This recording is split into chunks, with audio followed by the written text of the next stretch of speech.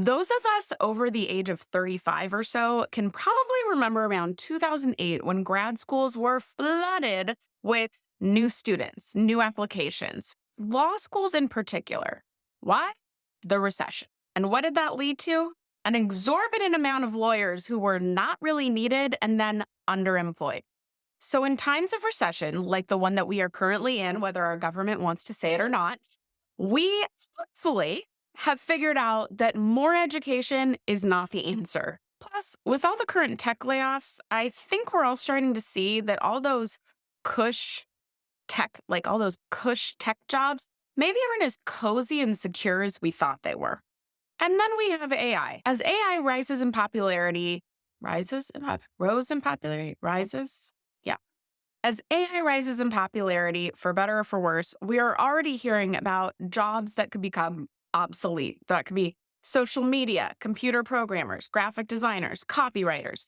And while I don't think any career will disappear completely, there probably is some truth that there are going to be limited options, or at least more limited options in certain fields than there are right now because of AI. Plus, how those categories function will probably change drastically.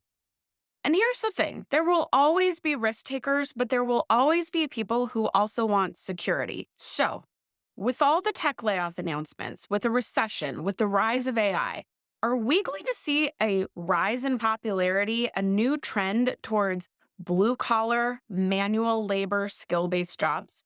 Let's talk about it. If this is your first time meeting me, hi, my name is Cassandra. I am a career strategist and speaker who wants you to get a job you love and then promote your way up in a career you love. We want you to find a happy job and stay in a happy job. So let's talk about this potential rise in blue collar work. And before anyone starts commenting about using the word blue collar, I did look it up. And while at one point in time it did have a derogatory term, it also is just a way of defining between white collar jobs in an office setting and blue collar jobs that are more manual labor, skilled labor jobs. And you're going to see throughout this talk, I have nothing derogatory to say about blue collar jobs. It is just a way of kind of defining who we're talking about a little bit today. So, am I right? Are blue collar jobs, are trade jobs going to start rising in popularity? Well, first, college rates are dropping. Like, there are a million fewer students in college right now than there were pre COVID. Now, this can be due to a couple of things. There is less value seen in a degree now. The amount of money for what you get, I think, got revealed to a lot of people when in COVID, when they were still paying the same price and actually prices were rising on tuition while they were sitting at home, zooming into school, not getting all this hands-on student services, football games, etc. And so just maybe the value isn't seen there in the same way. Plus, there are things like trade schools and coding boot camps and all these other accelerated learning platforms now that are making people see, well, maybe I'd rather spend my money on that more affordable, quicker option than college. And this is coming from somebody who has a master's degree in higher education. Like, in the subject of college. That's what my master's is in. But I don't think college is for everybody. And I think what we're seeing with these college rates dropping is not everyone, a lot of people are now realizing college isn't all it's cracked up to be, depending on what you want to do. The next question, will AI take over jobs? Okay, so while the jury is still out on how much AI will take over jobs, and I do not think any job will be completely replaced by AI. I mean, let's remember when like the internet took off and they were like, travel agents are obsolete. There are still travel agents that exist. They're just not as commonplace as they once were. So I don't think AI will replace every single job for all time. As I said before, I do think there are categories where there could possibly be fewer, or the way that job will now function isn't the way someone would want to do it. And so they will look for other options. So I think for a lot of reasons, because of the way AI is going to change the job force in certain categories or certain industries, I do think people will start looking for other options. So are blue collar jobs the new trend? Well, the Bureau of Labor says that the trades industry is supposed to grow by 10% by 2028, and yet there will still be a great need for more people in the trades. So basically, it's a good business. Plus, data is kind of going back and forth on this next point, but there is a lot out there that's showing that younger millennials, so those closer towards the late 20s, early 30s range, and older Gen Z do care a lot about stability because they watch their parents go through 9/11, the recession, etc., like as children, that they now are like, I just want something stable. I know nothing's a given. They have a lot of other requests that are for like a different video, but there is some research out there that the younger generation is going to want stability or security over other job factors. And I will say, anecdotally, I know of two people who do not know each other, nothing in common, who are both working in fields that, because of the recession, shifting economy, etc., their full-time roles have sort of dwindled, and they both have started side jobs that are manual labor based. One is redoing garage floors, like with the epoxy and stuff, making them nice. And the other is now doing a pool cleaning business. So looking at manual labor jobs, because we live in Arizona and there's plenty of pools to clean, plenty of construction going on, plenty of garages to finish, right?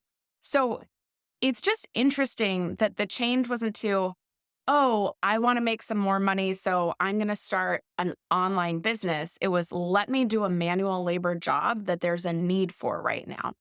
Now, I guess the bigger question is, should you be looking at these types of jobs? And these jobs do tend to be dominated by men. I think some do lend themselves more towards men. It doesn't mean a woman shouldn't be looking at it either. Also, I'm going to give some examples that more along the lines of traditional trades like electrician, plumber, AC repair, any sort of repair thing.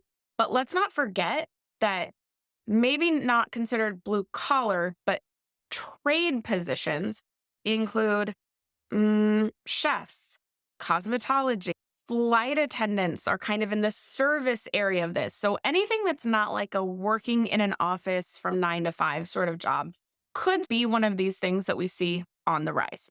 Okay, so should you do any of these sorts of jobs? Well, first let's talk particularly around trades, what you could potentially make. So I did a look on I believe it was on US News, and the average plumber in the US makes around 60K, but can make up to like 94, 95K in cities like San Francisco, San Jose. And that's just the average, right? That's not a bad life, but that's just the average. It could be more where you live. And that's starting off as a plumber. Well, then you grow and create a business out of it. And you have other plumbers that work under you because you've got too big a network now, right? Like you can have a really financially stable business. I looked up electrician, it's about the same. The numbers were like very comparable. So I would say anything in those areas would kind of be in that same range. Additionally, if you have an interest in tech, but you like jobs where you work with your hands, you want something with more stability, that's not to say that these jobs will never have a tech component. I think every job is going to have, specialty softwares that can be used to detect things in your toilet or in your pipes, or, for an electrician to test,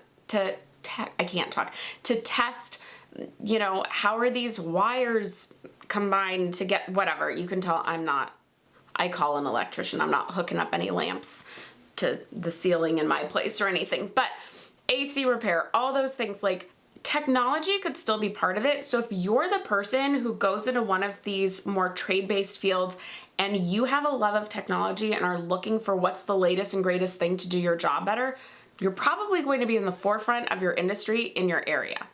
And as already mentioned, trade school is faster and cheaper to finish than a 4-year degree. Not to mention, from what I understand, apprenticeship is very much a part of it, right? And so, because obviously no one's gonna be like, hey, I think I wanna be a plumber. Can I come check your pipes? And you're like, sure, you know nothing about it? Great. No, you apprentice somebody, which means you're probably getting paid in some way along the way as you're learning the trade, right? And so you can pay off school in that time.